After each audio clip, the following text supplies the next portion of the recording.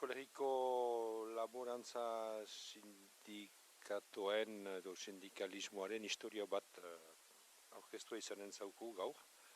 Baserri biziari eusteko lanak liburua sarri eskuratzen alko duzue.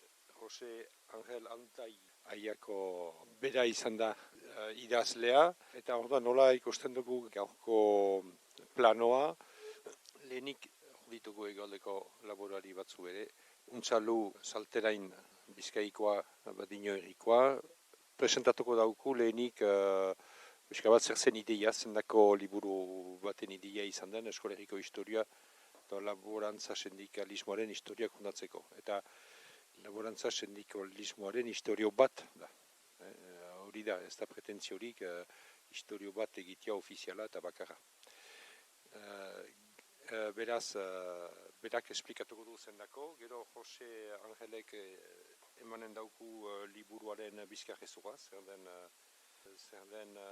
ez bakarrik kronologikoki, bena etapa nagusiak zer izan diren, debate, momento importanteak, gora beherak, eta gero Maite Aristegi, Gipuzkoakoa, Bergarakoa, eta bera egona da, ene konfederazioaren lehendakari, konfederazioa da igualdeko lau herrialdeak batzen dituen struktura, eta beraz egona da lehendakari eta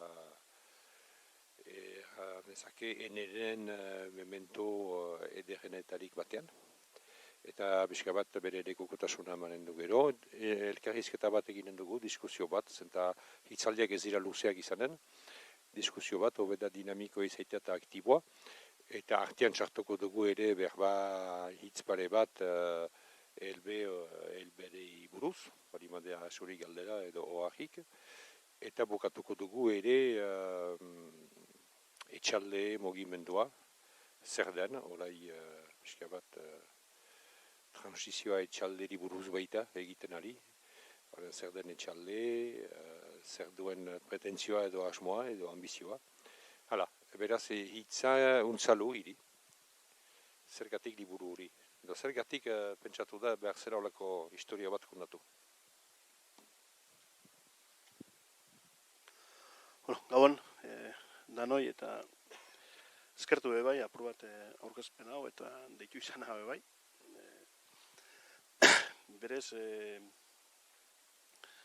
azaltzeko eta liburaren zergaitiak badu erantzun oso simple bat, naiz eta liburua berak eta liburua nola egin eta pixka bat liburuaren prozesuaren martxan hasi orduko nola baiteko hitzaldiak edo konbertsazioak edo pixka bat badiren konplejo hauak, ez. Zergaitia da, ezer ez zegoelako idatzia. Hegoaldean ez dago ezer bildua, ez liburu formatuan, ez ezertan nekazal, mugimenduen inguruan, baserritarren borroken inguruan, eta ez da ere baserritarrek eta kasuntan sindikatuak izan duten papelaren inguruan. Apur batera egokitu baten, ez? Bildu dira pasarte asko, fundazio desberdinetatik eta bar, baina berez ez pixka bat baserri munduaren bilakaera azalduko zuen liburu bat eta baserritarrok ere bilakara hortan sortu izan genituen tresnak eta baliabideak eta izan ditugun hausnarketak azalduko zituena. Beraz, ez zegoen ezer eta horrek bedorrek ja nolabait ere ahalbideratzen zuen edo behartzen gindun zerbait egitera, ez? Eta bestetik, beraz, bazegoen beste arrisku bat, eta da, bereziki hemen jasotzen da historia bat, eta sindikalismoaren inguruan oinarritzen da ene sindikatuaren historian, eta baina genituen arrisku bat, apur bat, horren sorreran parte aktiboa izan zuten jendea, ja desagertzen ari dela, desagertu ja fizikoki ere, jente asko adinaren ondorioz galtzen ari zelako, berez Bizkaiko eneren lehen bi lekandakariak hilda daude, eta pixka bat hori denporak erakusten duena zen, eta arriskua geneukan ere hor galtzea historiaren zati handi batzuk eta patrimonio bat ere, ez. Eta berez gero lagundu behar zigun, sakabanatuta geneuzkan informazio asko eta dokumentazioak liburuaren aitzakian biltzen joan eta pixka bat antolatzen bebai, ez. Gero berez ere kontekstua da 2017an hegoaldeko 3 herrialdetako enek 40 urte betetzen dituela. Berez bada nolabait ere adin bat 40 urteko zerbait kontatzeko eta zerbait izateko, Nafarroa gutxiago, baina aldi berean ere horrek zuen ere interesa pixka bat herrialde bakoitzean nola sortu eta nola garatu izan diren sindikatuak azaltzarena eta baita ere elkarrekin egindako lanak eta izandako eztabaidak edo hausnarketak eta bideak bebai, ez. Eta berez, arrazoi objektibo piloa zeuden egiteko, baina kontekstua ere etzan erreza. Berez, liburuaren inguruan hitz egiten hasi ginela, iritzia jasotzen da, izango dira, akasik 2 urte.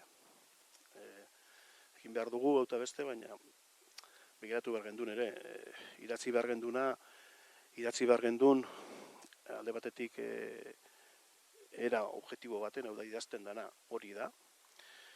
Lortu behar gendun ere, apur bat, naiz da hegoaldean zentratu, baina baita ere Euskal Herria hartzea, eneren historian eta hausnarketetan iparraldeko mugimendua baserritarrenak eta elebek eta izan dute bere oihartzuna eta bere influentzia, eta hori ukaezina da, hori ere jaso behar zen, ez? Baina gero kontekstua etzan erreza, zen azken urteetan ere, konferazioaren, 4 herrialdeetako konferazioaren azkenen urteen bilakaerak eta eztabaidak nolabait ere ustura baten bukatua ziren eta horrek ere nolabait ere utzi zuen poso bat lortu behar genduna parte hartze aldetik danak parte hartzeko, ez?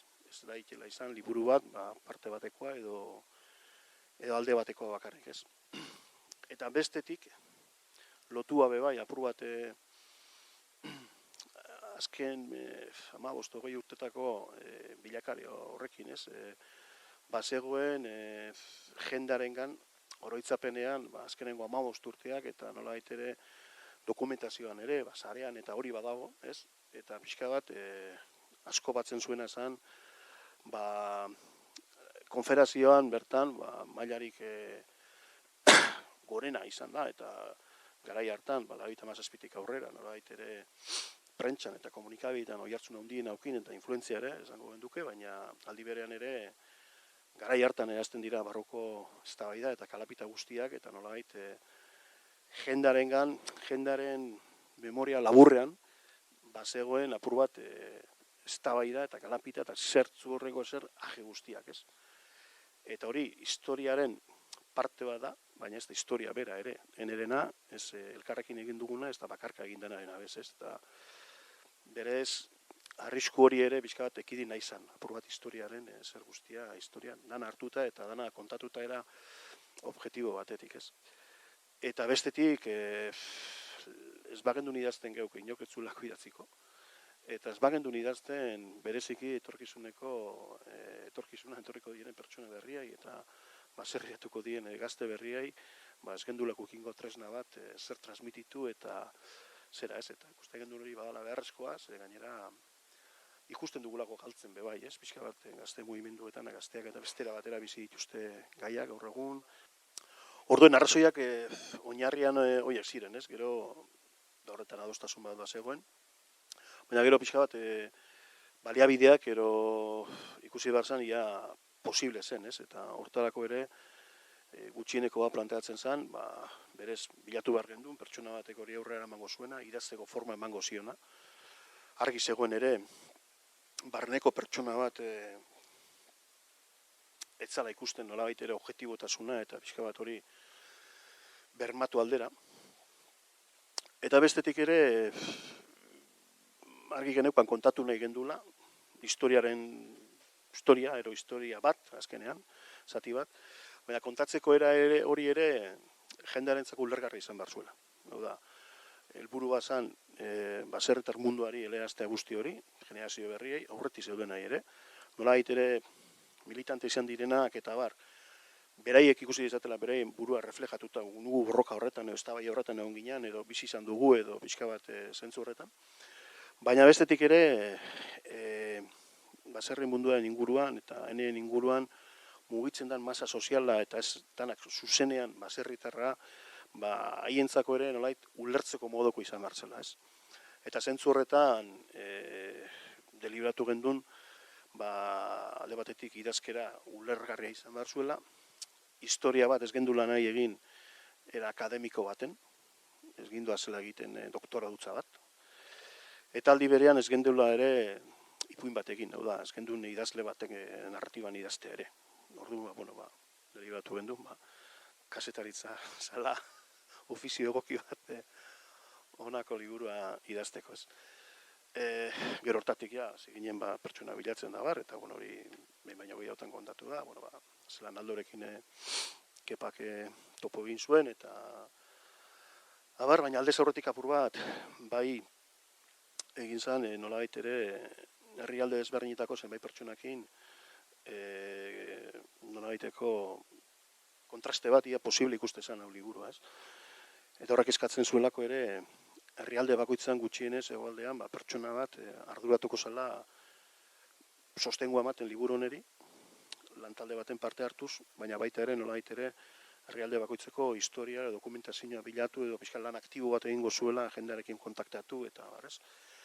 Eta hori lortu izan zen, hortan ere perfil ezberdinetako pertsonak pentsatu gendun eraginkorren azala, alde batetik, kepan baita batek, nolabait ere irudikatzen zabena hasierako sindikalgintzen hasierako bizipen guzti hori, nundi datorren, zelan, antolatu pixkat hori guztia, da dokumentazio asko historikoa duena ere, aurrekoa bai, eta horti bilatuan ere.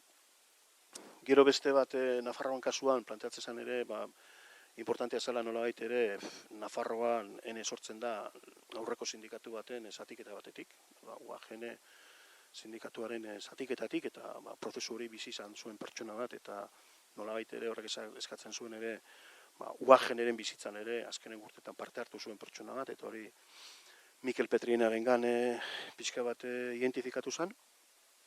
Gero Gipuzkoaren nolabait ere sindikatuaren garapena eta aldi berean ere konfederazioarena pixka bat uztartuak zituena, eta hortan maite ene konfederazioan idazkari nagusi izendatu zen, 87an, baina 86. urtetik aurrera, 7-8 urtez, Gipuzkoakoen ere koordinatzaile lanetan aritutakoa, eta ezagutzen zuen apur bat hori guztia ez. Eta Bizkaiaren kasuan, pentsatzen gendun, behar gendula, nolabait ere, belarri eta begi batzuk, gaur egun sindikalgintzan zabilen pertsona batena, baina nolabait ere, etzuenak bizi izan prozesu guztio konta behar zena. Oda pertsona berri bat, gaur egun, alaz nintxa uspedana, eta pixka bat ere, bere begietatik eta pixka bat interesa piztuko diona, ikusiko duena,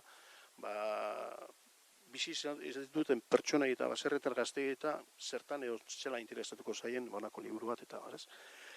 Holako nasketa bat egin gendun, iparraldean ere izendatu zen, baina errezagoa zen iparraldean elebeke bere zorreratik liburu bat idatzea zu, lehenengo 20 urteena eta bar, hor zegoen oinarri bat, eta gero bestea dokumentazio aldetik eta pixkat errezagoa zen bebai ez. Orduan, oinarri horiekin hasi zen, uste iazko urtean, Aldo? 2015 bukaeran lehen harremanak izan genituela okepak irekin, eta hasi udaberrian, eta honek pixka bat, konbertazio guzti hauek, 2015ko bigarren 6 hilabetekoan, 2 urtekoak dira, eta gero 2016an praktikan hasi zen. Tartean egia da bai, liburu hau ateratzeko, handik eta mendik, joan ginela, lortzen, atxikimenduak eta laguntzak, eta hori eraiki behar den kontu bat dela bai. Beno, Gabon, eta mila esker etortzeatik, ni Jose Angel Aldai naiz, Aldo, ez izenez, Aldo deitzen didate, beraz zuek ere nahi baduzue, Aldo deitu. Bueno, esan da bezala, Unzalu gauza batzuk aipatu ditu, nik pixka bat sakondu egingo dut, eta liburuaren bizkarrezurraren nolako argazki edo eskema txiki bat egin, ez gehiegi, bueno, liburuak berak erakutsi behar duelako iruditzen zaite bere burua, eta irakurrita erakutsiko duelako, ez, nik hemen esandakoa baino gehiago, eta ez gehiegi, ni neu, bueno, azken buruan, kazetaria izan naiz, lan honen arilkatu duena, hemen aurkitu ditudan lekukotza, hemen aurkitu ditudan testigantza guztiak eta dokumentazio guztia pixka bat jaso, ordenatu, ulertzen saiatu eta arilkatzen saiatu naizena. Naiz baserriko semea bai naiz, baina naiz batere aditua nekazaritzan, eta orduan, bueno, neu nolabait lekukotza batzuen jasotzaile edo jotzen dut kasu honetan nire lana, ez. Baina, bueno, eskerrak eman nahi ditu lehen da bizi, bueno, aukera ederra izan dalako, neuk ere buruan eta hortik sortu da pixka bat ni izana liburu honen idazle, neuk ere buruan neukan alako kezka bat, ez, ni aiakoa naiz, ez dakit badakizuen non den aia, Gipuzkoa erdialdean, Zarautz eta Orio tartean, hor kostatik 10 kilometrora dagoen herriko eskorba da, oso baserritarra zena, eta dena oraindik ere, baina gure gazteen boran artean baserri asko eta asko zeukana, eta erabat baserri giroko herria, eta neuk ikusten nuen nola aldatzen ari zen gure herria, ez.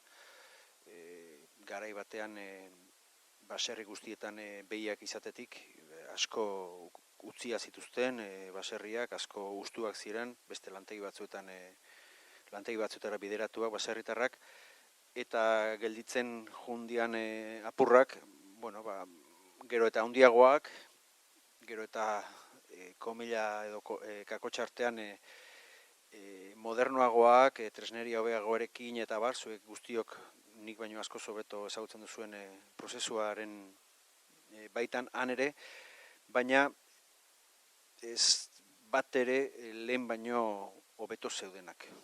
Itxura batean agian bai, baina ez benetan uste dut, eta Gasteizen egin genuen aurkezpenean ere adibide hori bera jarri nuen, naiz eta itxura batean baserri handiagoak diren, lehen bezain lotuta eta lehen bezain lanpetuta eta lehen bezain nekoso bizi dira orain ere gelditu diren baserritarrak, ez. Orduan, hor zerbait gertatu da.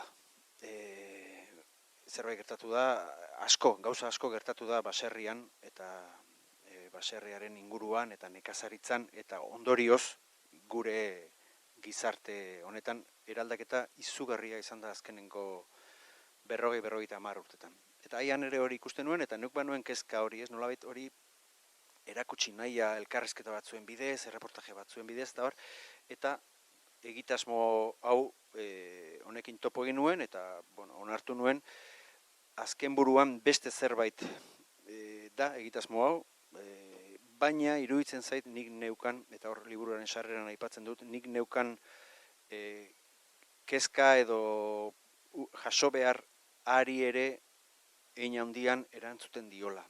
Alegia, liburuan uste dut gora bera batzuekin eta bere akatsekin eta bere hutsune guztiekin, baina uste dut badela argazki handi xamar bat zer gertatu den ikusteko, zer gertatu den gure nekazaritzan jundako 40 urte hauetan. Eta zer gertatu den nekazaritzan eta horri nola erantzun diozuen. Horren aurrean baserritarra nola antolatu diren, zer sindikatu, zer elkarte, zer ordezkaritza eratu dituzuen, eta nola joan zareten pixka bat gertakizun horiei guztiei eraldatzen joan den, erabat eraldatu den mundu horri guztiari erantzuten.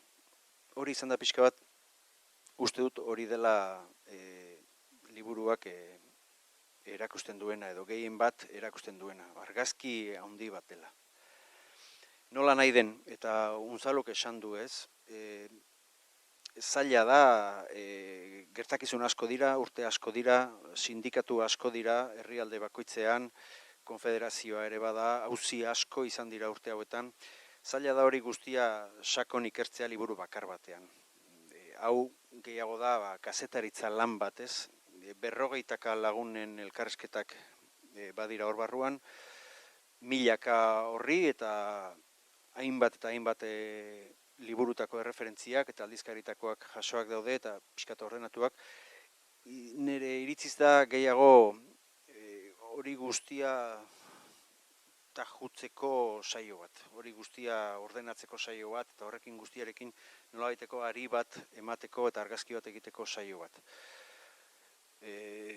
Jendeak uste dut, batez ere hasiera, sindikatuak hegoaldean sortu ziren garaiko, orain dela 40 urteko hasierako garaiak nahiko ahaztuak edo nahikoa, hainbat kasutan gainera nahikoa ez ezagunak direla hainbat lagunentzat, eta horiek lekukotzat, horiek jasotzeko proiektu bat uste dute egin dugula, kazetaritza lan bat esan bezala. Liburuaren enfokea hegoaldetik egina dago liburua. Ez dakit, da nekazaritza sindikalismoaren historia bat, baina batez ere eneren historia da jasotzen dena. Neuk banuen asmoa, eta iruditzen zait jaso beharrekoa dela baita ere, badirilako ene baitatik sortu zen sindikatu ere badalako, Nafarroan indarra handia izan zuen UAGN sindikatu ere hor delako, eta jakina Ipar Euskal Herrian ELB sortu zalako eta ELB ere sartu behartzelako. Hor agian bada olako desoreka bat edo deskonpentsazio bat, baina iruditzen zait proiektu bakar batean ezin zirela eta hau etzela tokia danak behar bezala jasotzeko. Orduan, hegoaldeko sindikalismoaren ikuspegitik egindako lana da, eta batez ere eneren ikuspegitik edo eneren historia berau izan dalako hegoaldeko sindikatu nagusia, eneren historia jasotzen duen liburu bada. Nola nahi den, eta gero azalduko dugunez, bada kapitulu bat ELB-ren sorrera azaltzen duena, eta ELB-ren auzi nagusia jaso nahi izan dituena, eta jasotzen saiatu nahi zena, eta, bueno, uste dut ELB ere nondik nola sortu zen, eta gerora izan duen bilakaera, eta bere eginkizun nagusiak nahikoa labur, baina nahikoa ondo azalduta daudela. Eta zergatik, eta uste dut horretaz gaur hitz egitea merezi duela, liburuan ere aipatzen dugu, uste dut ELB oso erreferentzia importantea izan dela hegoaldeko sindikalistentzat. Eta eragina izan duela bai sorreran eta bai gerora ere hainbat auzitan ELBek Hego Euskal Herriko baserritarren ordezkariengan. Ikusi besterik ez dago, naiz eta formalki hegoaldean urte batzuk lehenago eratu ziren sindikatuak, ordurako ja Ipar Euskal Herriko ordezkariak izaten zineten, edo izaten ziren hegoaldekoekin batzarrak egiten, haien sorrera garaian, izaten ziren formazio saioak ematen. Areago, 80ko hamarkadan, uste dut, hor ere aipatua da, 80ko hamarkadan Europako batasunean sartzear zirela Espainia eta Portugal ELBek bazuen ja da nahikoa esperientzia Europako batasunearen baitan, eta pixkat hortik uste dut asko esplikatzen dela enek izan zuen jarrera ere Europako batasunaren aurrean, bazutelako herrian bertan eta erkideekin esperientzia horren berri, eta ELBek horre eta ELBko ordezkariak lan handia egin zutela Hego Euskal Herrian informazio ematen eta hegoaldekoekin batera, eta gero ere egin dituztela hainbat saio elkar lanerako. Ez dakit, eta uste dut eztabaidagarria dela, eta zuen artean sarri eztabaidatuko zenutena dela, zenbaterainokoak izan diren gero hartu eman horren fruituak, zenbaterainokoa izan den gero hartu eman hori benetan fruituak eman dituena, edo zenbateraino izan den gehiago simbolikoagoa, edo referentzia bat, eta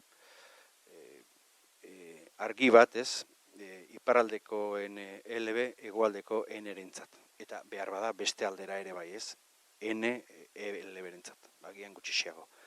Baina nola nahi uste dut importantea dela hegoaldeko baserritarrentzat eta batez ere sindikatuentzat iparaldekoen argi hori, eta hori horregatik jasotzen saiatu naiz eta ELB-ren historia ematen. baina esan bezala liburuaren gorputz nagusia hegoaldeko sindikatuen historiarena da. Eta hain zuzen horregatik ere uste dut baduela interesa hemen Ipar Euskal Herrian, nik ez dut ezagutzen, hemengo baserritarren ezagutza jakina, baina behar bada nahikoa ez ezaguna da mugaz bestalde zer gertatu den, nolako auziak izan diren, nola sortu ziren hango sindikatuak, nondik nora ibili ziren eta gerora ere izan duten bilakaera guztia, eta izan duten historia guztia ezen asko eta handia izan baita, eta aberatsa ere bai, lehen Michelek ez da zuen bezala urte askotan.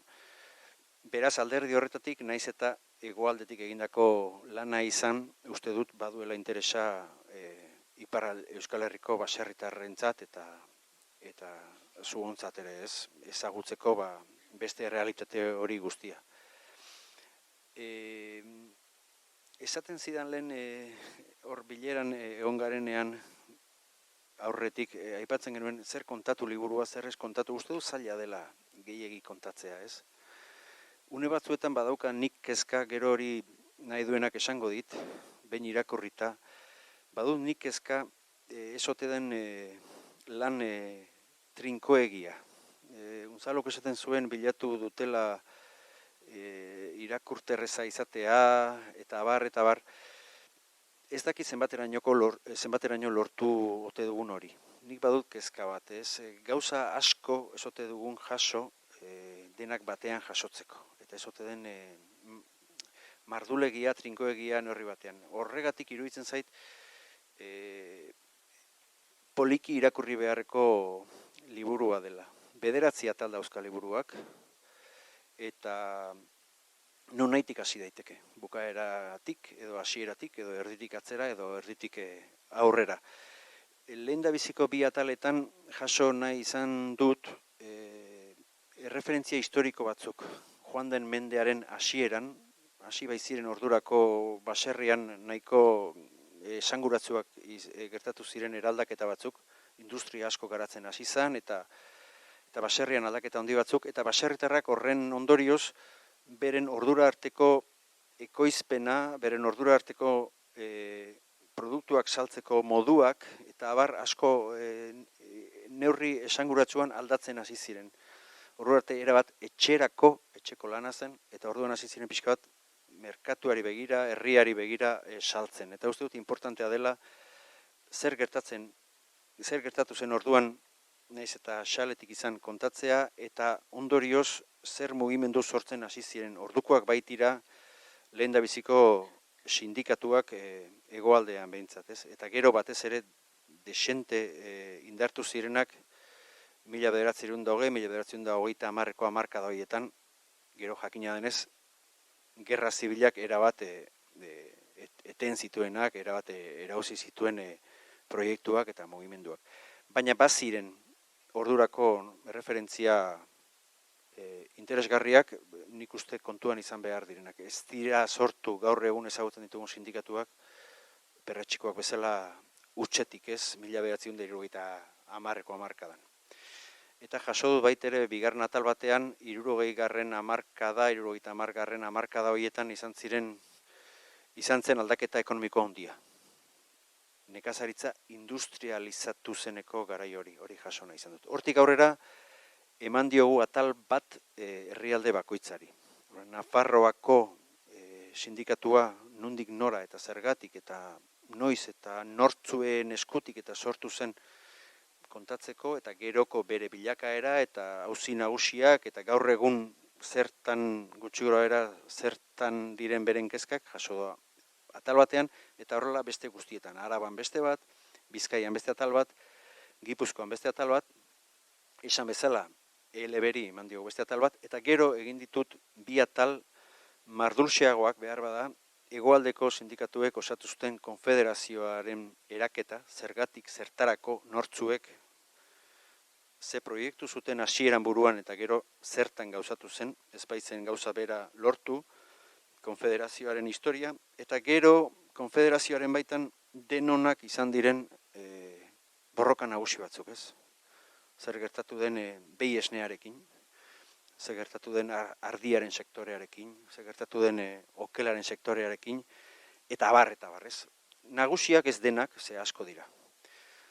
Orduan, horrekin guztiarekin, herrialde bakoitzak dauka bere atala, herrialde bakoitzak dauzka bere xehetasunak, bere historioak, eta borroka nagusi batzuk erakusten dira. Orduan, uste dut, badela zerbait, hor badagoela zerbait. Uste dut, naiz eta nik esan, edo nire irudipenaren arabera, lan trinkoxamarra atera den, uste dut, zerbait jaso dela eta, zerbait irabazi dugula denok. Hemen badagoela zerbait, naiz eta ez izan erabateko lana, naiz eta ez izan, esan bezala lan akademiko bat, naiz eta oso denbora gutxian egin beharreko lana izan den, eta beraz, bere utxune eta akats guztiak berekin izango dituen, zerbait badaukagula, eta uste dut polita dela ikusteko,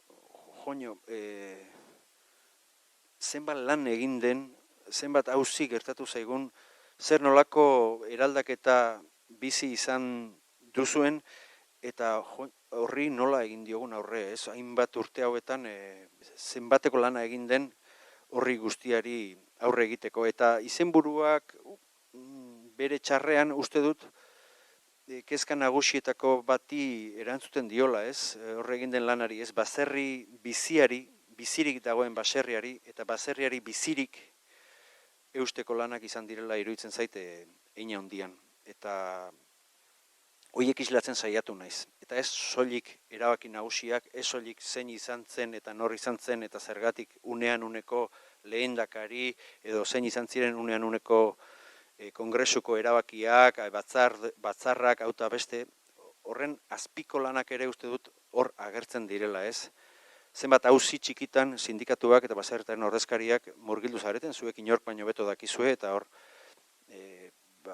baserrietara urak eramateko, edo baserri bideak konpontzeko, edo hainbat gauza txiki jendeak ez dakizkienak uste dut erakusten direla neurri batean liburuan ere. 11 lan eginda eta horiek jasotzen saiatu naiz. Naiz eta denak ez diren egongo jakina, eta denak behar bezala zuzen kontatuak ere ez diren izango. Baina hor badago historia bat, badago lan handi bat, eta horren isla bat badela iruditzen zaite liburua. Mila esker. Kaixo Gabon, neu Maite Aristegui naiz, eta oso pozik hemen egotiaz, eta mila esker lehenengo gonbidapenagatik. Eta ja, hainbeste gauza esan dituzte Unzaluk eta Aldok, eta nire gehiago erantzi.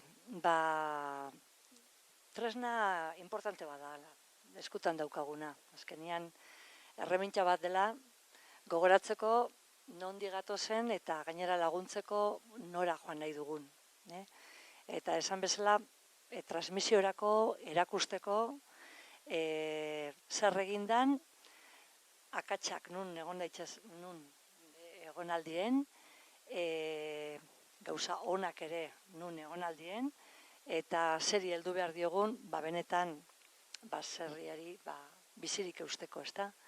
Orduan, gordetzeko elementu moduan, baina erabiltzeko baita elementu moduan. Orduan, etzegoena eta importantia dena. Eta, nire ustez, erakusten du baita, azken batean, nekazaria laborariak beti zailtasunei nola jakin duen erantzuten. Eta nola asmatu duen, bide horretan, bizi, familia aurrera atera, ingurua zaindu, etxaldeak konserbatu, aurrerago ere beste batzuk hor bizi eta irauteko, eta nolako ahalmena dugun bizirik eusteko eta lanarekin eta ideiekin aurrera egiteko, ezta? Eta baita, inguruak nolako eragina duen, eta eskatzen zaigunari baita nola moldatzen, egokitzen joaten garen, ezta? Eta, hor ere, izugarrizko ahalmena dugu. Datoak eta abar eta egoerak eta hor izan da, baina bai, oraindik bizirik gaude, eta hori da importantiena. egokitzeko daukagun gaitasun hori eta zailtasunei aurre egiteko daukagun zer hori, ez da indar hori. Eta gero, nik esango nuke, elkartasunaren, elkartzearen garrantzia. Azken batean, liburu honen pisua eta balioa hori da. Aurrera ere bizi nahi badugu eta basarriak bizirik eutzi nahi baldin baditugu, elkartu beharra dugula. Eta bakarrik bat eginda eta ondokoa lagun bezala eta ez etxai bezala ikusita, eta konpetidore bezala ikusita, horla bakarrik egin dezakegula aurrera, ezta. Eta nekazaria beti, laboraria beti behar izan dituela elkarguneak. Zan dugu, Aldo kontatu du, ja aurreko mendekoak ez beste, mendian, aurretik nolako elkarguneak, edo sindikatuak esango zirenak, mila eratara elkarguneak topatu behar esan ditugula. Eta, hori da mezua, ez da? Elkartasuna dela bidea. Eta, Michelek aipatu dulen, pixkat, nore testigantza, ero,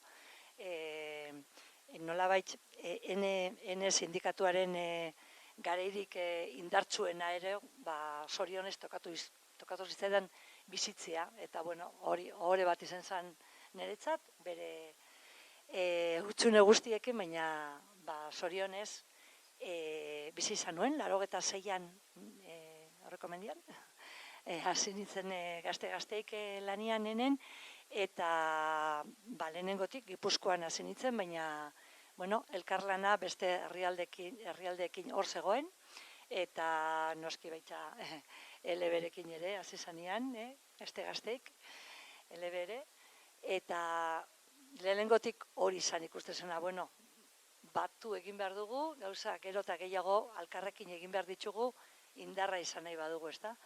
Eta, hori batasun hori egiten, eta gainera kanpotik zetozen eraso gero eta gogorragoei erantzuteko, eta Europan sartu beharra, eta geunden moduan halako egoeran, eta, horrek ekarri zuen gero eta gehiago batzea, eta orduan, hirugarren, 82an, hor, garbi ikustezan orduko kongresuan, gero eta gehiago sindikatu bateruntz joan behar genuela, ezta?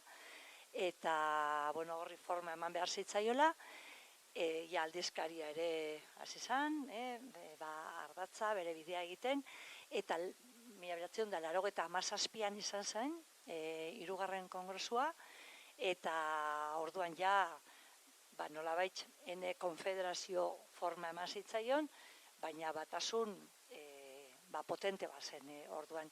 Eta horren irudi, ordura arte egonetzen idazkari nagusiaren figura ero, pentsatu zen jartzea, eta niri tokatu zitzaidan orduan ardura hori hartzea, eta egia esan da, ikusi zen ona zela gizartera begira, gizarteak geuk ere esfortzu handi bat, urtetan egiten ari ginen gizartearekin bat egiteko, gero eta gehiago ikusiz baserritarra bakarrik geure arazoekin, geure kezkekin, geure zilborrera begira ezer ez genuela lortuko, gero eta gehiago baserriak Aldok esan duen moduan, ustutzen, baserriak lagatzen, eta nekazaritza politikaren neurriak ezartzen eta intensifikatzen, oso gurpil horretan geunden, eta gu bakarrik ez genuela lortuko. Eta gero eta gehiago gizartearen beharra genuela, eta bat eginda erantzun beharra.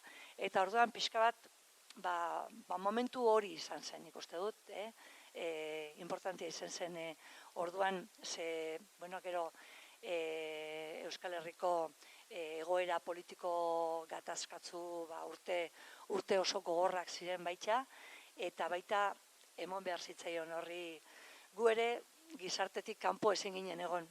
Guk gizarteari ere eskatzen bagenion hemen baserria danon artean, eta landa ingurunea, baserri ingurunea danona da, danon artean etara behar dugu, guk ere gizarteari aportatu behar diegu. eta guk ere gertatzen danaren aurrean zerbait esan behar dugu, ezta? Ze enen ere, ideologia guztitzako pertsonak eta, bueno, era guztitzara pentsatzen zuten pertsonak zeuden, ezta? Eta orduan apostu horrek, ikusi zen, indar bat eman ziola eneri eta baserritarron egoera askoz gehiago ezagutu zela. Eta, bueno, garai hortakoak dira, gehiengo sindikalarekin batera, bueno, elak bultzatutatan, Gernikan egindako agerraldiak eta, bueno, manifestaldiak hainbat, errepresioa oso bortitza zen, horren inguruan erantzun beharra, eta presuen aldeko aldarrikapenak, baina, bueno, ordura arte enere etzen inuna saldu, eta hori izan zen momentua, dokumentu bat atera zen orduan, baitxak gure postura azaltzen zuena, ezta? Eta, bueno, hor ja hasi ziren nolabaitz, pixkat gure arteko gatazkarako ere bideak sortzen, edo batzuk horiek erabili dituzte bentsara itzaki moduan, gatazkaren sorrerarako, eta, bueno, egoera politikoaren aurrean garbi esan genuen, ez violentziak, ez indarkeriak, ez errepresioak, nolabait, bueno, etaren indarkeriak, estaduaren errepresioa, ez zirela bidea aurrera egiteko eta konponbiderako, ezta? Eta, bueno, hori zen pixka bat guk pentsatu genuen, danon kontsentzua ero adostasuna lortzeko bide bat izan zitekela, baina, bueno, hasi ziren hor pitzadurak sortzen, ze, karo, eneren kongresu hortan erabakitzen oso garbi zen, kontsentzuz hartuko zirela erabakiak, ezta?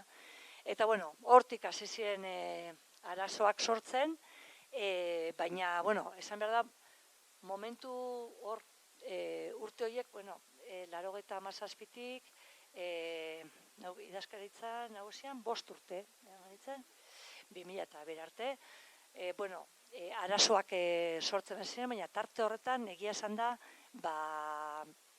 publikoki presentzia handia izan zuen, enek, gizartean oso, bueno, ja, onartua gelditu zen, nolabait, aurrera pauso handiak eman ziren, lehen zegoen iritzi bat, irudi bat apurtzen, ezta?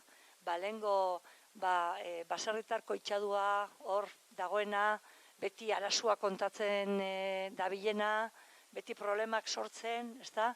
Eta nolabait, irudi hori ere apurtu egin zen, eta ez guk ekarpen bat egin nahi diogu gizarteari, eta guk nahi dugu benetan gizartearentzako onuragarri den lan bat egiten segi, hau da, janariak sortu, janari osasuntzuak, egokiak, lurrak landu, etxaldeak zaindu, inguru giroan aportazio hori egin, kulturalki zaindu, nolabait gu zuekin gaude, zuek gurekin egon behar duzue. Eta nik uste dut, ez dakit, zuzendu bestela, baina hor aurrerapen handia egin zela gizarteak kriston aurrera pausua eman zuela hor, bai, zuekin gaude eta ulertzen dugu eta. Orain ikusten dut hor atzera pausuak ematen nahi diela. Horregatik dinot hori, horregatik dinot hori. Eta, bueno, diruaren eta enpleguaren banaketan ere, hor, 35 orduko lan asteak eta askatzen zirenean, sindikatuen langile, sindikatuekin batera egotea, eta, bueno, konsumitzaileek arteekin, eta izugarrizko pausuak eman ziren hor, eta, bueno, izan zen nolabait, eneren fiskat urrezko garai bat, ezta? Oraindik ere, asko gogoratzen dira, orduko enek zeukan indarra edo pisua edo presentzia komunikabidetan, eta, bueno, deitzen ziguten toki guztitzatik, presentzia handia, eta batez ere, mezu hori zabaltzen, hau ez da gure borroka bakarrik, baizik eta gizarte osoaren onurarako da.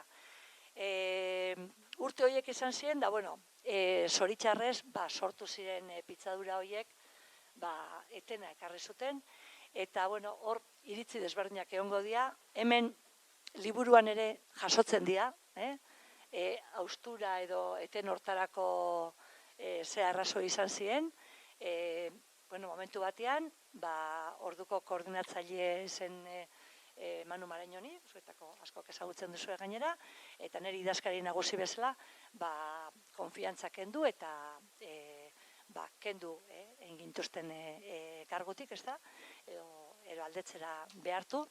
Eta, bueno, halako arrazoiak ematen ziren, ez da, nolabait korporatibismoa zegoela, eta, bueno, politikoki zauden diferentzia horiek eta hori, baina nik garbi esango dizuet, eta urtea pasatuta, uste dut, frogatuta dagoela, azken batean, bi ereduren arteko talka garbia zegoela. Orduan, enek, betidanik, enen sartu nintzanetik, nekazaritza eredu bat defendatu du. Nekazari, laborari ugari ingurua mantenduko dituen eredu bat, ahalik eta basarrik gehien bizirik mantenduko dituena, lurra eta animaliak errespetatuko dituena, basarrien duintasuna eta basarretaren duintasuna eta autonomia errespetatuko dituena, produktu osasuntsu eta naturalak eta, bueno, lurraren errespetuak sortuko dituena eta produktu prezio egoki batzutan konsumitzaileari eskainiko diona. Eta azken batean, beti egin den baserri hori eutziko duena, noski, gaurko egunera ekarrita eta gizartearekin batera. Orduan, aldentzen dena guztiz, nekazaritza eredu intensibo eta produktibista batetik, non zenbat eta baserritar gehiago desagertu, batzuk uste duten hobeagoa dela, ezta? Eta orduan, bi eredu horiek talka garbia egiten zuten. Eta, bueno, garbi ikusten da, teorian sindikatutan ari ziren eta agintaritzan zeuden persona batzuk teorian defenditzen zutena, praktikan guztiz kontrakoa egiten zutela edo egin nahi zutela. Eta orduan, sindikatu, konfederazio, lau herrialdeen arteko sindikatu indartzu bat egotiak kalte egiten zien euren interes partikularrei. Zeurek nahi zuten eredu intensibo eta akaparatzaile horrekin aurrera egitea. Eta talka hori disimulatu zen edo jantzi zen beste gauza batzukin, baina berez oinarririk ez zeukatenak ze. Saiatu gara beti teorian dagoen hori gero praktikara hala eramaten, orduan eta gaur. Eta, bueno, pena izan zen, etena etorri zen, saiatu zen gero beste kongresu bat egiten, beste idazkari bat jartzen, eta baina horrek ez zuen fruitu egokirik eman, eta, bueno, azken batean Bizkaikoenek ere utzi behar izan zuen konfederazioa, gaurko unian konfederazioa, ezer ez da, bitxuri gabeko erakunde bada, eta zoritxarrez horra iritsi gara. Eta hori da penagarria, ze honen esan dudan moduan, elkartasunetik espada, ez dago etorkizunik. Eta, bueno, ura errekuperatzea izango litzake nire ametsa, eta, bueno, oin pixkatazikoa baitza etxalde buruz eta hitz egiten, eta etxalde mugimentua sortzia, eta hortik indarra egiteak, hori, sindikatu ero mugimentu indartzu eta gizartearen aurrean, pixua izango duen hori lortzia izango litzake, ametsa. Eta, bueno, hori da nire esperientzia hitz gutxitan, baina, bueno, gero beketan egiteko aukera izango dugu gehiago. Ni mintzatuko naiz, ez baitu neorkitza hartzen. Nik ez dut irakurria liburu hau, baina zuek entzuten nuelarik. Begiratu dut, baitzen hori. Table matière frantsesez, eskola zaztakina den. Aurkibidea aso egin dut, eta sekulako gogoa eman daut irakurtzeko. Zeren hor agertzen diren hitz tipi horiek, edo siglak direla, edo urte batzuk, edo gertatu diren gauzak, hemen iparraldetik uste dut jende gutik ezagutzen dituela. Nik badut parada batzuetan egualdera joaitea eta gauza batzuk ezagutzen ditut, baina perspektiba historiko hori ez dut sekulan irakurri ezer, iduriz ez da izan idatzia ere ez. Ez dut sekulan parte hartu nonbait alako historia bat kontatu duen diskusione batean edo beraz irakurtzeko gogoa eman ditzinez. Zerbait irabazi duzu bintzat. Bai, irakurle bat bintzat. Bai, uste dut horri erantzun nahi izan dio lanak, ez? Uste dut hasieraiek ondo ez ezagunak direla jende askorentzat eta hasieraietako edukiak ere pisu handiagoa du. Ikusiko denez azken 15-20 urteetan gertakizun oso importanteak izan dira, baina ezagunagoak, hurbilagoak dira, ezagunagoak dira, hedabideetan askoz gehiago atera da baita ere atera dira sindikatuak eta horregatik agian hurbilagokoak direlako eta ezagunagoak direlako, pixkat nik arinxeago jaso ditu liburuan, baina hastapenetakoak eta hor badira hainbat kontu, nik uste merezi duena jasotzea edo ezagutzea. Hasi zira pixka bat etxalderen aipatzen, berba pixka bat gehiago azaltzen alba daukuzu, zer den proiektua? Etxalde da oraindik mugimendu bat. Ez dakit nola definitu behar den. Mugimendu bat da, nekazariek osatzen dutena. Ez da definitua sindikatu bezala, nahiz behar da geroa gehiago implikatzen den sindikatu bezala edo sindikatalogean. Baina mugimendu bat da, bi izango nagusien gainen xutik dagona. Bat da elikadura buru jabetza. Elikadura buru jabetza konzepto bezala, konzepto edo printzipio internazional bezala, hari politiko internazional bezala, baina ere lokalki. Baita gure Euskal Herrian behar dugula, Euskal Herriko laborariek behar dugula albezein bat ukan helburu bezala, hemengo lujarekilan, gure lujarekin, gure baliabideekilan, herritaren beharrak zerbitzatzea, kantitatean, kalitatean, osasunean, eta abar. Eta baliabide horiek eta naturaren anistasun hori zainduz. Beraz hori da, elikadura buru jabetza da pundu nagusi bat, eta beste pundu nagusia da laborantza iraunkoa. Egan nahi baita, lurra, laboraria, kontsumitzailea errespetatuko duen laborantza. Frantzesez erten duguna agrikultur peizan. Eta hori da, batek bestia suposatzen du, egan nahi baita, elikadura buru jabetza mundu mailan pentsatzen balin bada, eta beraz Euskal Herrian ere, horrek suposatzen du munduko herrialde bakoitzean laborantza bat oinarrituko dena lekuko baliabideen arabera, lekuko arrazak, lekuko varietateak, lekuko mikroklima, lekuko lujaren berezitasunak eta bioaniztasuna baliatuz eginen duena lekuko elikadura. Hori da. Eta beraz, elikadura buru jabetzak obliatuki suposatzen du laborantza iraunkoa eta lekuko laborantza lokala. Horren bi gauza horiek juntatu dira, hori da pixka bat etxalderen ipar horatza. Orduan, gaur egun biltzen gira etxalde mugimendu hortan, biltzen gira hilabete bat eta erditarik edo hola, gutxi gora bera. ez dakit denendako bide erdi den, baina saia ostatuan biltzen gira, hor, pausun. Hor batez ere iparaldetik ELB eta laborantza ganbara gisa, nahiz ez giren asko parte hartzen, baina hala ere ez gira pertsona bezala abian gira, ordezkatzen dugu gure estrukturat numeit eta hartetan berri zomeit emaiten ditugu ere, ba ELB-ri, ba laborantza ganbarari.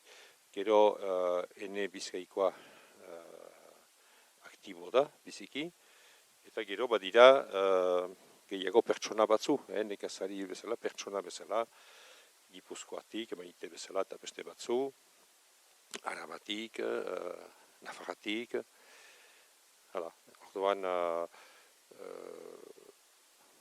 etxalde hori da, etxalde da, pixka bat, ideologikoki biak kanpesinari identifiatzen den eta lotua den likuko mugimendu bat. Baditu anitz abantail bat beno gehiago, alde on bat beno gehiago badu zenta da Euskal Herri osoko mugimendu bat, nahiz ez den Euskal Herri osoa hor, baina Euskal Mugaz bialdetako laborariak bat dira, eta ez da beste gunerik, orai, mementoan, ez da beste gunerik hegoaldeko eta iparaldeko laborariek elkartrukatzeko beren egoeraz, beren asmoetaz eta guztiak. Dan hori importanta da, eta gauza guti da berba, bena permititzen dauku ere, bakoitzari, erraitea, baditugu harremanak hegoaldeko laborarik ilan, eta harreman horiek ez dira hola aroaren araberakoak, badu bizkarrezur bat, eta bizkarrezur hori da etxaldek suposatzen duena. Hala, gero muga bada ere, ez bakarrik hego eta iparaldeko muga, baina bere muga badu zen eta bakoitza, etxaldeko kide bakoitza, jada anitz okupatua da bere sindikatean, bere problematiketan, eta ez da beti errez, hainitz sail batean egitea, baina adibidez azkenik induen bilera duela bi eguntzen, eta erabaki dugu gogoetaldi bat egitea, lantzea eta gero plazaratzea heldu den pakeko erreformari buruz. Badakigu ofizialki lehen proposamenak plazaratuak izanen dira Europatik urte undara aitzin, gero horiek plazaratuak dira, behinan debateak izanen dira, eta zirriborro bat da. Baina, pentsatu dugu, estrategikoki eta politikoki importanta zela etxalde bezala, aski goiz, eman zezan bere ikuspegia, bere iritzia, heldu den paka berriari buruz. Eta beraz, pixka bat egin dugu plano bat, ze punduren inguruan behar ginduen gogoetatu, eta lan bat ere manen dugu hori buruz, eta urte undarriko, ondoko urte hasieran, izanen da, etxalderen komunikazio publiko bat, gure ustez, norat, ze alderat berluken joan, pak berriak. Ez, ni ustez oso pedagogikoa, oso ondo azaldu Michelek zertan etxalde ez.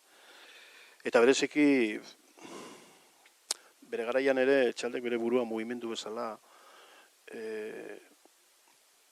definitu zuenean, nolabait ere, horrek basekarren ere gauzak egiteko beste era bat ere.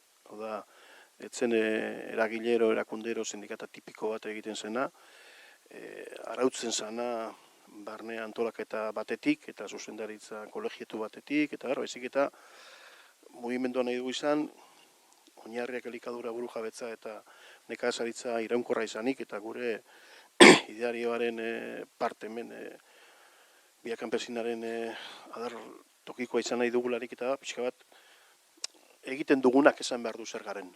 Pixka bat pausuke eratu behar dugun zer bada. Eta berez ere artikulatu nahi zuen mugindu moduan ardatzoietan, gizarteari begira eta nekazal munduari begira, eta nolabait ere izan barzan erreferente argi bat ere ez, eta bestetik, naiz eta elkarlan puntual asko egon diren iparraldea eta hegoaldeen artean nolabait ere egonkortu behar zan gune bat, nun gauzak osnartu, trokatu eta egiten genituen ez, eta nik uste hori hegoaldean bederen nahiko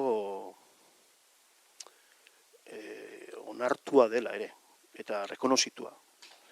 Hau da, momentu honetan, hegoaldean da irudikatzen den, gehiengo sindikal eta sozialaren inguruan beste gizarte eredu bat eta beste garapen eredu bat burrokatzen duen espazio horretan,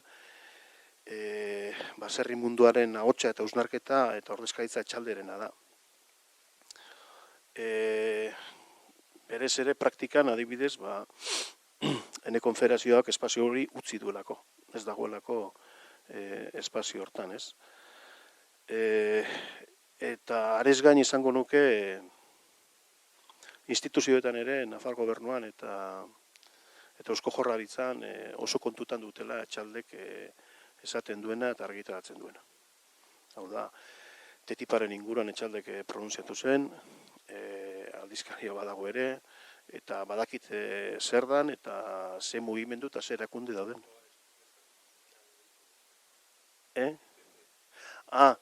Bai, Estatu Batuak eta Ameriken arteko komertzio askeko tratatuak. Bai, eta nik uste gainera, estimatu dela gainera, herri ikuspegi batetik eta herri garapen ikuspegi batetik olako prozesuei nolabaiteko hausnarketak eta erantzunak ematea bai. Eta momentuz guk hegoaldean adibidez, konfederazioko parte izan gabe ere, instituzioekin, berezik Eusko Jaurlaritzarekin, askoz ere harreman sakonagoa eta estuago dugu Bizkaiko Diputazioarekin baino. Eta badakigu Eusko Jaurlaritzak gurekin bilera gehiago dituela ene konfederazioarekin baino. Eta zeharka, Nafar gobernuko jendeak ere eskatzen digu iritsia eta bar. Bere garaian ere, ene Bizkaia ateratzea konfederaziotik nolabait ere irudikatzea zen aurretik zatitua zegoen zerbait. Nolabait irudikatu, baina zatitua zegoen. 2007ko kongresuan nolabait ere oso argi gelditu zen eredun arteko talka bat zegoela eta ez zela posible kontekstuaretan eztabaidaren bitartez bide bat eraikitzea, ez? Gero beste kontu bada, nolabait hori praktikara eramate hori eta beste bide bat egiteak bere denbora behar duela ere.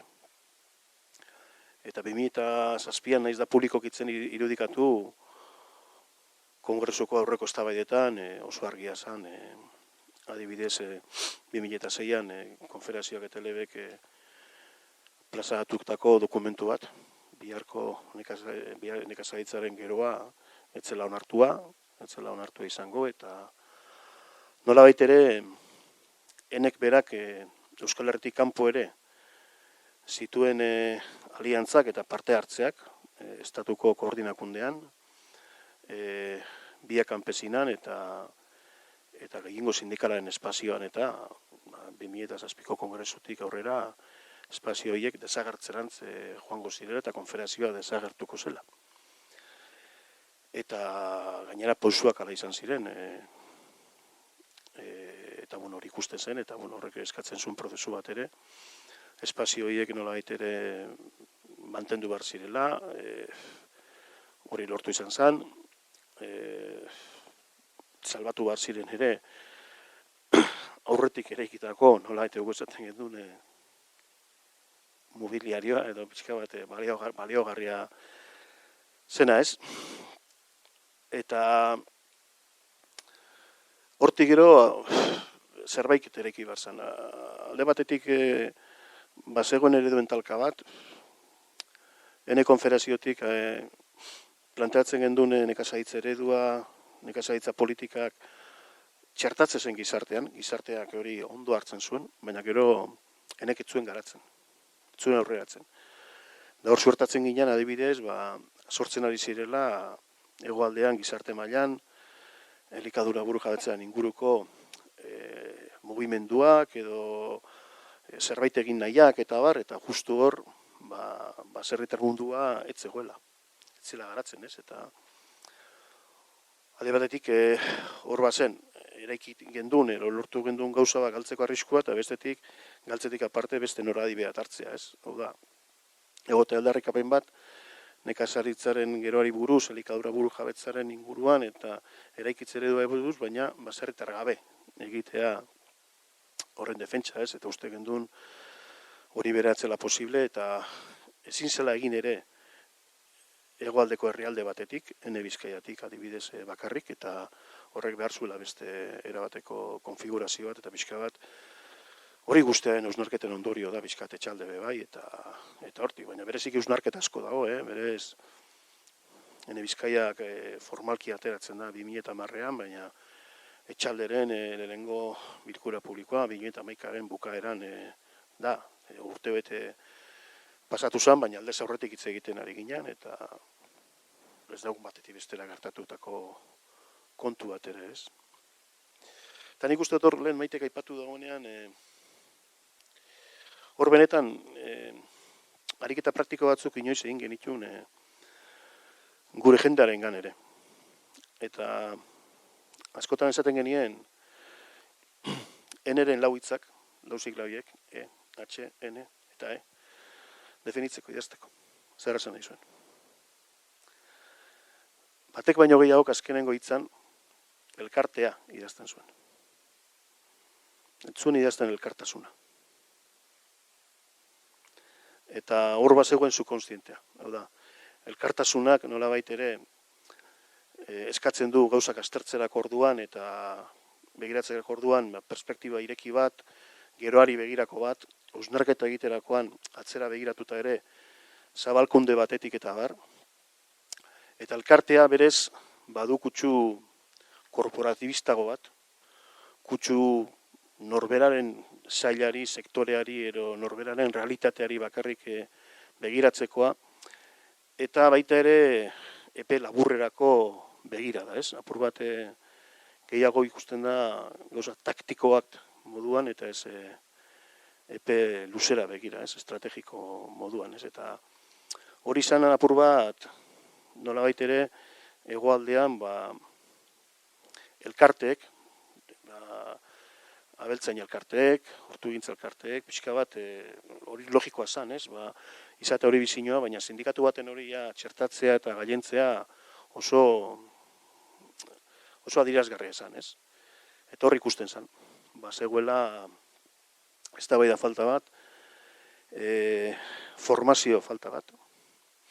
97an adibidez, konfederazio kongresuan erabakitzen da formazio arlo estrategiko moduen izendatzea, formazio politikoa, ez formazio nekazal eskoletan egiten dena bakarri, baizik eta formazio politikoa eta agenda formatu baita ere sartu agroekologian da bestera bateko formazioan, baina berez gainera ez zara izan behar bakarri zuzendua baserri munduko gaztei, baizik eta baita ere kaletiz etozen gaztei, ez? Eta hor Bizkaian bazegoen esperientzi bat, Madrideko ministeritzak bazuen atal bat, nun langabezian zeuden gaztei formazioa emateko bide bat, laguntza batzuk, eta nekazaritzare barruan sartzen zen. Eta deitua gendun Bilbon kurtso bat azteko, eta 40 pertsona ziren tope, eta 77 agertu ziren, da bi kurtso egin behar izan genituen. Eta berez gero, gainera, formazioa behar zan ikusi bai, epe luzera begira, zeren gutxienez 10 urte pasatu behar ziren ondorio batzuk ataratzeko. Alde batetik, zelako jende multzoa edo jendek du interesa, epe laburrekoa da, luzekoa da, jentak badu aukerarik baserrian plantatzeko, zeintzu dira arazoak, lurrarenak, besteak, ze esperientzia daude, pixkat horre guztiak aztertzeko, ez? Eta egia esan, berez bai izan da esparru bat, nolabait ere gero praktikan lagundu duena gizarteratzen, eneren mensua bai, baina aldi berean baita ere hurbiltzen gizarteko jendea enera bertara, ez? Eta formazio hori gainera ez da bakarrik mugatu pertsona gaztei eta baserriratu nahi dutenei, baizik eta eragile sozialei eta baita ere sindikatei eta emozaia, ez? Baina gero, ereduaren talkan bilakaeran badago beste, nire ustez, adibide bat, eta da oso esanguratsua. Baina nolabait ere sindikatuetan pasatzen dena, pixka bat, nahiko gainetik, ez? 2000 urtean hasieran uste dut ezala Bizkaiko Oneren kongresu baten erabaki gendun ene Bizkaiko afiliatu izateko baserritarra behar zela izan, baina ez zela izan behar bakarrik baserritarra norberentzako lanean, baizik eta izan alzala baserritar batek kontratatzen zuen beste edozein pertsona ere afiliatu izan alzala baserrian lanean baldin bazebilen. Eta berdin zala kanpotarra izatea. Eta bereziki baserlako errealitate bat, bereziki basogintzan eta bar, jente asko zeudela kontratatuak, eskubide guztiak zapalduak, eta azken baten, enezalako beregintzako sindikatu bakarra nolabait ere berein oinarrizko eskubideak defendatzen zituena, ez? Baina bazen realitate bat ere, behi esnetan eta jente askotan, gero eta jende gehiago lanea sartzen zela baserritara, eta beraiek ere behar zutela afiliatzeko aukera, eta gainera naiz eta kontratatok izen, pertsona berdinak zirela eskubide aldetik, kontratatzen zuena eta kontratatu sana. Eta hori nahiko eztabaida sakona izan zen Bizkaian, eta nahiko denbora eraman zuena, eta gordinkitz egin zana, eta baina jentak onartu zuena. Eta gero gainera praktikara eraman dana bai. Eta aldi berean inkluso planteatu izan zen baita ere figura bat afiliatua ez dana, baina bai eneren laguntzaile moduan. Hau da, ez du hartzen parte erabakietan, baina baditu eneren edo zerbitzu, edo informazio, edo pixkatolakotarako parte hartzeko eskubidea, formazioetan eta baraz. Eta urte gutxi beranduago, Arabako sindikatuak hartzen du erabaki bat bere estatutuetan, bere afiliazioak, bere afiliatuak ez direla pertsonak. Bere afiliatuak direla nekazaritzako enpresak. Enpresak. Hau da, hori dira sindikato de empresas agroganaderas. Enpresena. Ez daude pertsonak, enpresa daude. Kalo, hor dago desberdintasun bat. Zer nahi dugu izan? Enpresarien sindikatu bat, enpresari txikien sindikatu bat, Araban badago enpresarien sindikatu bat, zea deitzen dena, Konfebasken marran dagoena, hori industria mailan, edo nahi dugu izan, langile, baserritar autonomo eta kontratatuen sindikatu bat danak berdinean daudela, ez? Eta pixka bat hor, ideologikoki badaude desberdintasun handiak, nahiz eta mezuan gero antzekotasunak egon aldiren, ez? Baina praktikan badaude desberdintasun handiak. Eta beranduago, ja da, ene Bizkaia atea eta konferaziotik, azkenengo pakaren erreformaren inguruan, Eusko Jaurlaritzarekin nolabait ere egiten da ariketa bat, eta ariketa hori izan, demagun Eusko Jaurlaritzak aukera duela pakeko diru laguntza zuzenak banatzeko erabakitzeko ahalmena edukitea. Eskatu behar dugu gainera, hori eskatua zan Eusko Jaurlaritzatik, bazekitelako ezala eman gau, baina guretzako jakinda ere eskakizun antzua zela, guri interesatzen zitzegun eztabaida hori mahaigaineratzea eta definizio hortan sartzea. Eta lehenengo galdera zan, ia produkzio guztiek eta pertsona guztiek baserrian lanean ari zirenak eskubideri zuten diru laguntzetara. Hau da, hortuarietan jendeak ez du kobratzen diru laguntzarik, badaude sektoreak ez duena kobratzen diru laguntzarik.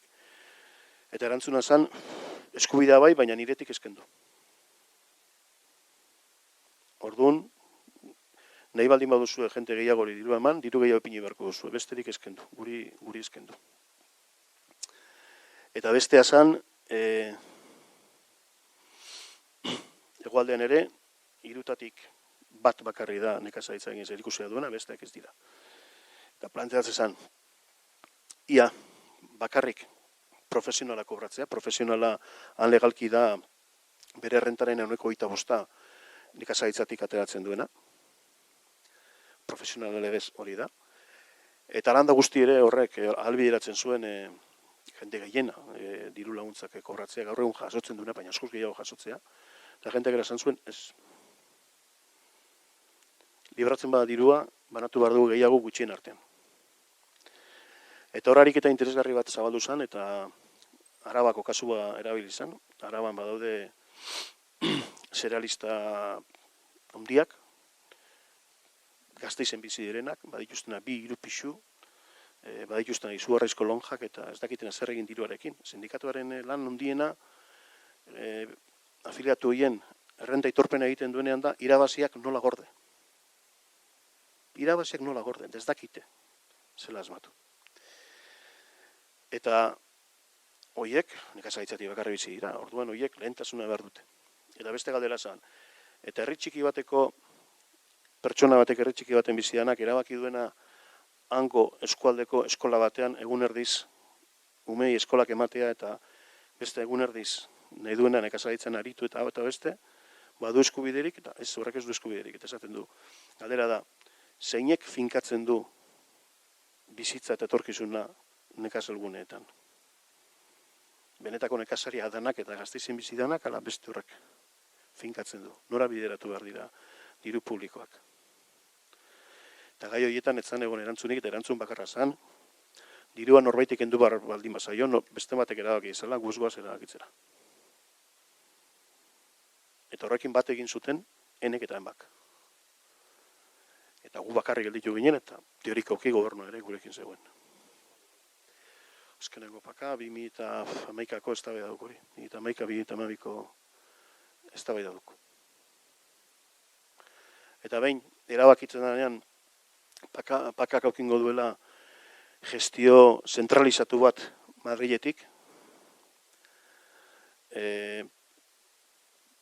Gu gelditzen gara lurjota, sindikatuetako arduradunen kezka bakarra da, diru laguntzak nola banatuko diren. Teknikoki nola egingo dan, beraiek jendari azaldu behar dietelako nola egingo dan eta nola mantendu diru laguntzak.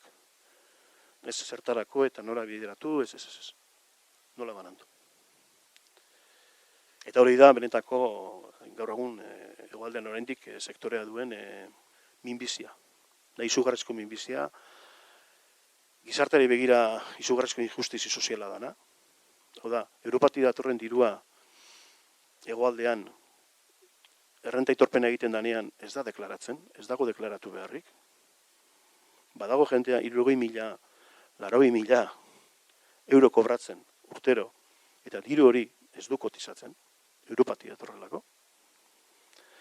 Eta Gipuzkoan fiskalki izandako eztabaida guztia horren inguruan zen. Eta gero horre egin zuten akordioa politikoki PNV eta Alderdi Sozialistak egin zuten zen, Araban historikoki Europako diru laguntzak 50% kotizatzen zuen, beste 50% ez. Eta horre erabaki zuten danentzako bat orduan inork ez du kotizatzen. Eta gure plantamentua zen, diru laguntzetatik, diru zuzenak kotizatu behar dute. Eta kotizazio horretatik ateratzen dirua, nola baitere berriz inbertitu behar da nekazaritzen. Hortik sortu bidea dirua berriz inbertitzeko. Eta beste era batera noski banandu behar da dirua. Nekazal garapenako pilarreko diru laguntzak logika da ez kotizatzea. Baina beste dirua zuzena kotizatu beharko lukete. Eta eztabaida hori ostondu egiten da, gorde egiten da, eta hori interesa daude. Eta gutxingo baten interesak, gutxingo batenak. Eta hor dago, Maitek esaten zuena, eredun arteko talka da, eta horregaitik ez da eztabaidatzen ereduen inguruan. Horregaitik ez da interesatzen eztabaidatzen. Bueno, nik bi hitz positiboak bukatzeko. Berrez be badator paken erreforma berria, eta ja hor etxaldek gehiago garatzen dugu, ze etxaldek niretza daukan gauza ikonena da, hoxe justu mogimentu badala, eta ez dela hau garata ingo dugu, baizik eta hau egiten ari gara, beraz, izango gara. Einaz eta erakutziaz joan, ez? eta, bueno, Euskal Herri osoko nekazaritzaren etorkizuna defendatuko duen mugimendu forte bat baldin bagara, ia kapaz garen, eta indarra hartzen dugun, halako interes bakarkako eta gutxi hoien gainditzeko, en positibo. Ez nire ikusmoldetik ere, luzaz ikusitugu eta ELB-en artean harremanak izan ditugu urtetan, konfederazio bezalaik ere, ez hainbeste, baziren harremanak, eta gero pixkat hori ere duen edo talka hori gertatu helarik, ikusi dugu Gipuzkoarek ez gintuztela gehiago egomitatzen, eta bez zuekin izan dugun pixkat harreman on horrengatik edo, ikusi da, nola utzi den zen gutxi ura utzi da, eta hartako da, pixkat, benbeden meritua badu, etxaldek izaitia ala ere, koordinakunde bat ere bakarra, ez baita besterik, atzo bagino bilkura, eta bilkura, baina Baskari denboran ere egiten da, eztabaidatzen bilkura mezen bat, kasik, eta Arabar Errioxako ardoaren berri pasatu da, iparraldekoak, Gipuzkoako, eta hori da, eta beden koordinaketa hori da, eta behar biharko amestena aldugun mugimendu hori garatzea, eta hori izan behar da, meritua badu beden hasia ereina dela, eta zinez nahi dugula gure xedea dela ez korporatista izaitia, jendartearekin harremana izaitia gerotak gehiago, bat egitea, kondenatuta gaude horretarat ere, baina gure ADN-ean da hori, nagu naturalki egiten dugu, eta bestek ez dute hori, bestek pentsatzen dute gehiago inadira nola gamerda, gaztelu batean bezala ez, kokaturik, hire ikasten dukana, primak nola banatu, eta hori, ez da hori, ez da hortan, etorkizuna, eta bez, nik ere ikusten dut etxalde orainik biziki ahul, baina mugimendu bada, eta urraska, poliki, eta agian hasiko den zerbait. Isabelek egin daut, etzela bakarrik etxalde eskualerri oso, bai, eskualerri osoa kondutan hartzen duena, lurtzaindia ere ala dela, eta lurtzaindia dela ere etxalderen tresna bat edo, zuzen dela.